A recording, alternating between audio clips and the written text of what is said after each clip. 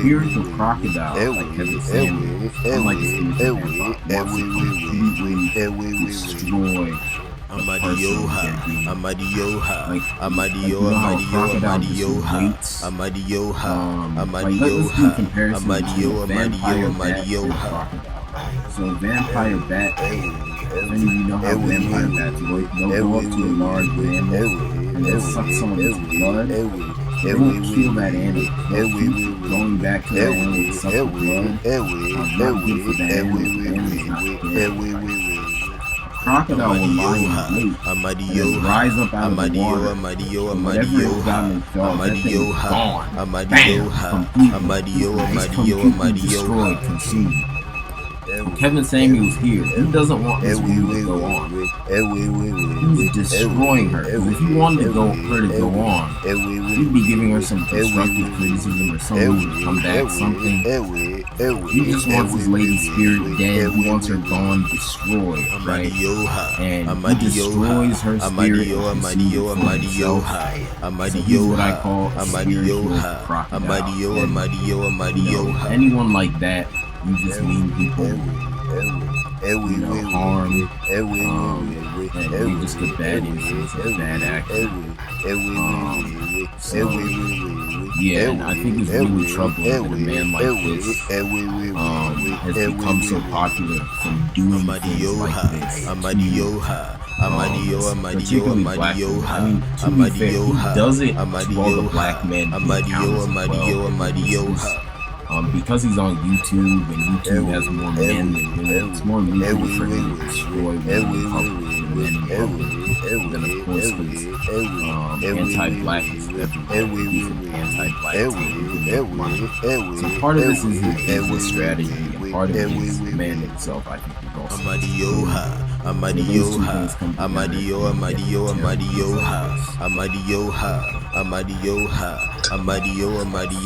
taking it in, but okay, but you're not accepting the fact that average looking women, average looking woman who's older, average looking older woman with a 13-year-old son, average looking woman with a 13-year-old son with a sketchy baby daddy. This gets worse every time I say something. And now you're asking for a man who's in the top 10% of men. You don't qualify for one. And you're making, I don't want to have to go there. But when you put in all these other factors, why can't you just get a man that's an average guy? Sometimes I feel like in order to fully submit, I have to feel like he's in. Well, then you're gonna die alone. How about that? Let me just cut to the chase, man. And there it is. Probably might be worse. Telling her he's gonna die alone. Again, he hasn't even collected enough information.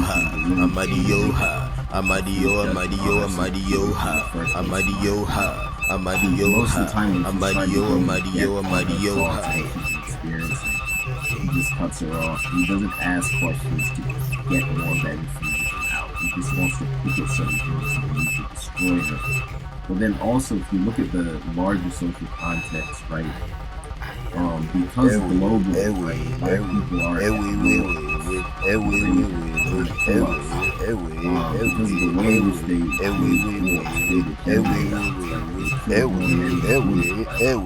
and on top of that,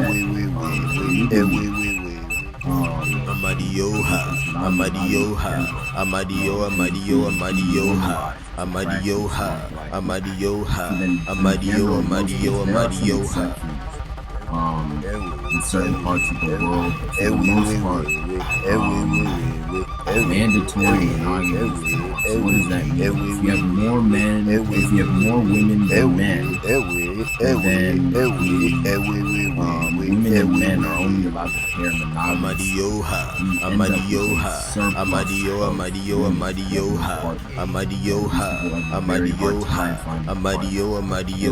of tack on top of that, a lot of the racist beauty standards, by the way, by the way, another thing is, this man always acts like black men being not a size one makes him attractive. Not white men. I'm not talking like obese, but like size 0. Less likely to be attracted to black men. So I don't, and we know black women tend to have more wider hips and things, so that's again, that in itself would be the top. Also,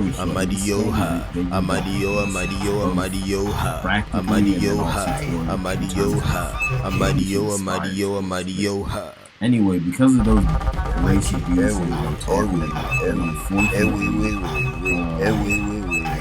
you know, a lot of black women have difficulty being found attractive by women, so that further exacerbates the problem. And none of this is the fault.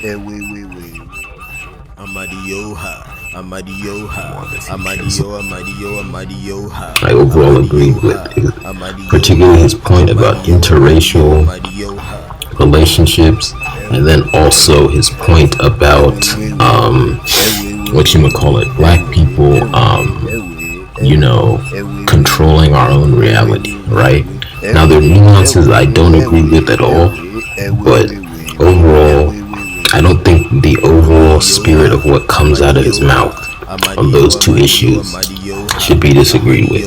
Now there's a lot of other crazy stuff I strongly disagree with, in particular his opinion about what I'll call, for short, same gender relationships. That was always crazy.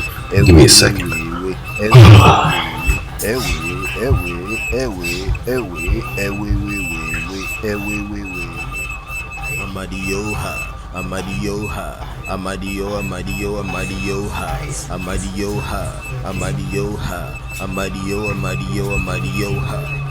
Yeah.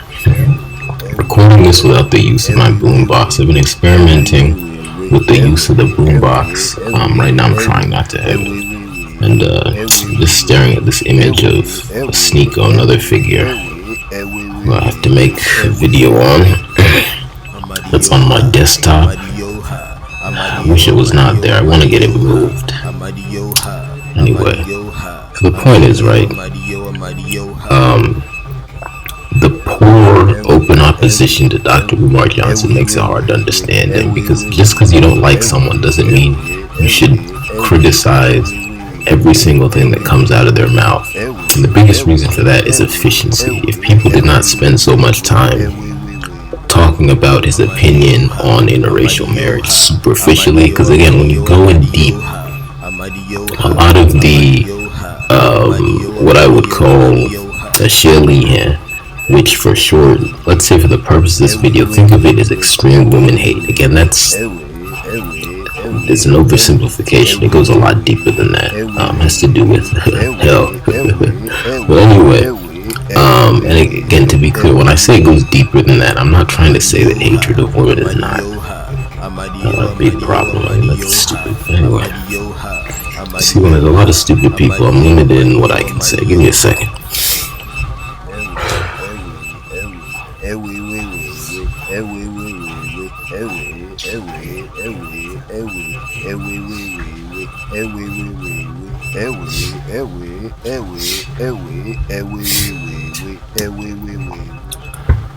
Where was I?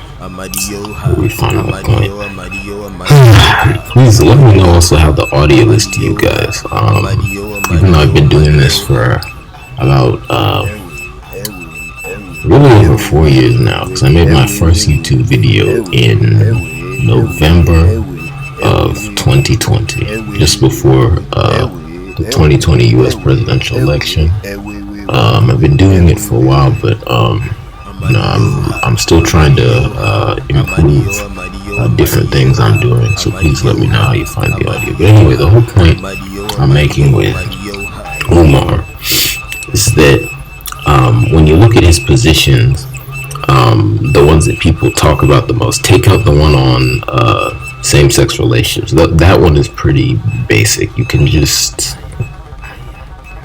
you know, you can just say that one's bad, especially when he tries to say that Africans never allowed same-sex relationships. I mean, that's a crazy opinion. Yeah, that's a crazy opinion. I'll just leave it at that. That's a crazy opinion. But if you look at, say, his opinion on interracial relationships, even though overall, yes, generally speaking, interracial relationships due to racism are not healthy, there's a lot of nuances in there that show that his extreme women hate filters into the opinion.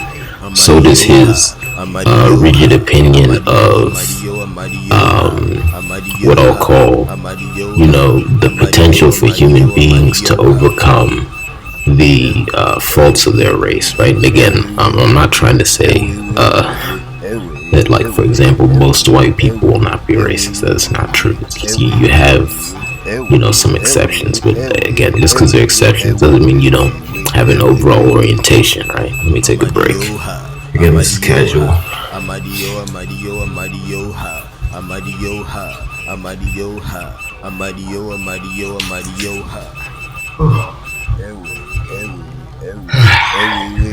Yeah, still want to keep moving when I'm recording. But anyway, let's go to the heart of the issue. So when I say Dr. Umar Johnson is the new Manosphere, I'm really just trying to get your attention and highlight that his rhetoric against women has become much more extreme over the years. There have always been people who have said that Dr. Umar was anti-woman, but to be frank, at the beginning of his public career, there was not enough public evidence to really show that. Now, to be clear, I'm sure people have saw things in private, but they didn't make that clear. So, if you wouldn't know Umar, and to be clear, I don't know him.